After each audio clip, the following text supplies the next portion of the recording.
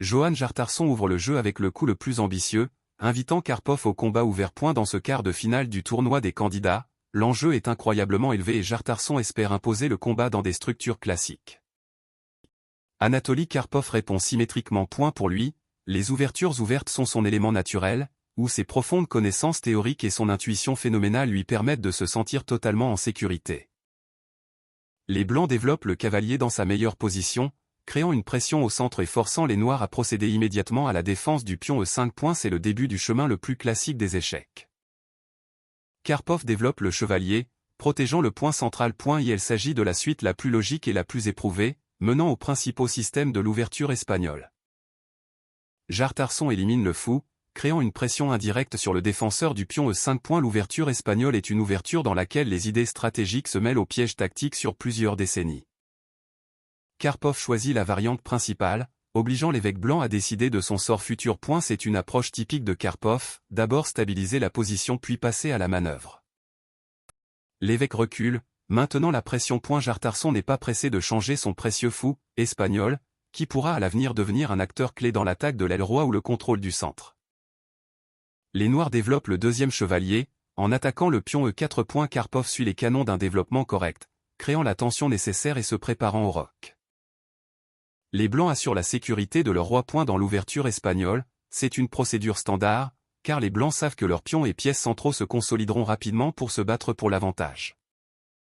Karpov amène le fou en position sur E7. Il s'agit d'un système fermé, dans lequel les noirs aspirent à un maximum de solidité et de préparation pour un long siège de position, ce dans lequel Karpov était le plus grand maître. La tour occupe la file centrale, protégeant le pion E4 et préparant les manœuvres des chevaliers et des fous. Il s'agit de la configuration classique des blancs, visant le contrôle à long terme du centre. Karpov expulse le fou de la diagonale à 4 E8, capturant de l'espace du côté dame. Cette manœuvre libère les noirs de l'épingle et prépare le développement du fou au casse clair. Le fou occupe une position puissante sur A2-G8. Il devient désormais l'arme à longue portée de Jartarsson, qui fera pression sur le point F7 tout au long du milieu de partie. Karpov renforce le centre et ouvre la voie à son deuxième fou. Ce mouvement corrige la structure des pions des noirs et jette les bases des célèbres manœuvres du système ZCF. Jartarsson prépare l'avance programmée des 4 points. Le pion C3 assure également une « respiration » pour le fou B3, le protégeant d'un éventuel échange contre le chevalier en A5. Karpov termine le développement du côté roi. Les deux rois sont désormais en sécurité et commence l'étape la plus complexe des manœuvres de position, où chaque nuance dans la disposition des pièces est importante. La prophylaxie cruciale de White. Jartarsson évite l'épingle BG4, qui pourrait neutraliser le chevalier F3, la pièce clé des blancs dans la lutte pour le centre et la défense du roi. Karpov choisit le système ZCF, sa ligne préférée lors de l'ouverture espagnole. Et la tour en E8 renforce le point E5 et prépare le mouvement du fou en F8, qui est le summum de la stratégie défensive des noirs. Les blancs portent finalement le coup principal au centre. Jartarsson capture l'espace, défiant Karpov. Et la phase de lutte acharnée pour l'initiative commence au sein même du conseil d'administration. Le fou de Karpov sort en B7, exerçant une puissante pression le long de la longue diagonale sur le pion E4. C'est la position de contre-attaque classique des noirs dans le système ZCF. Jartarsson développe le chevalier, le dirigeant le long de la route espagnole standard vers la case G3 ou F1. Les blancs visent une coordination maximale des forces avant le début des actions actives sur les flancs. Le fou se retire en F8, renforçant l'aile roi et libérant la colonne pour la tour. Karpov démontre sa prophylaxie profonde caractéristique, créant une forteresse imprenable. Jartarsson effectue un mouvement flexible, évitant les sauts de pièces en B4 et préparant le regroupement du côté dame. Il s'agit d'un beau combat de position, où les joueurs essaient de ne pas permettre le moindre affaiblissement. Un autre geste prophylactique de Karpov. Il limite les possibilités des pièces blanches sur la case G5 et prépare l'espace pour leur propre manœuvre, en maintenant un équilibre idéal dans leur position. Le fou de Jartarsson se déplace vers la position plus flexible C2, cédant la place à d'autres pièces et se préparant à soutenir le centre. Les blancs consolident leur force pour la pause décisive. Manœuvre légendaire de Karpov, il déplace le chevalier en D7 via B8, lui permettant de regrouper ses forces et de préparer l'attaque sur le pion D4 ou l'expansion sur l'aile dame. C'est le sommet de la pensée positionnelle. Jartarsson capture l'espace du côté dame, tentant de limiter l'activité des noirs et de créer une base d'attaque sur ce secteur du plateau.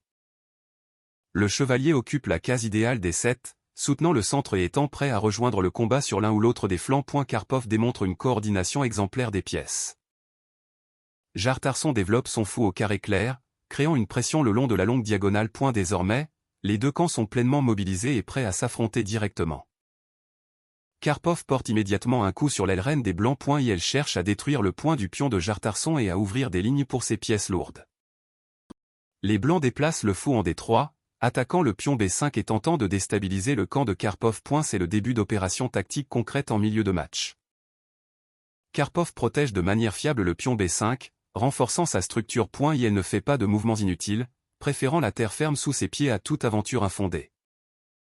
Jartarsson pointe son cavalier vers le point A5, essayant de profiter de l'ouverture des lignes sur l'aile dame pour prendre l'initiative.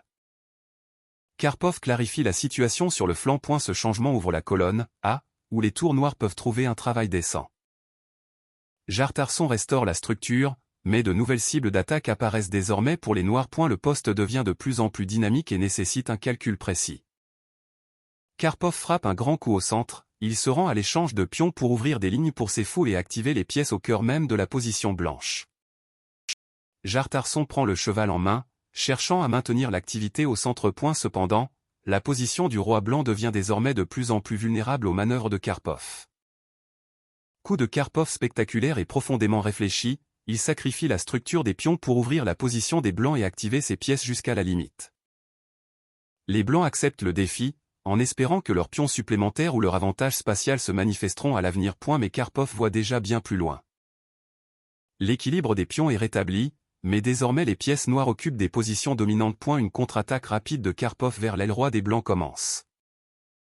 Jartarsson prend le pion B5, essayant de profiter de ses possibilités matérielles. Mais leurs pièces sont déconnectées, ce qui donne à Karpov l'occasion de porter un coup dévastateur.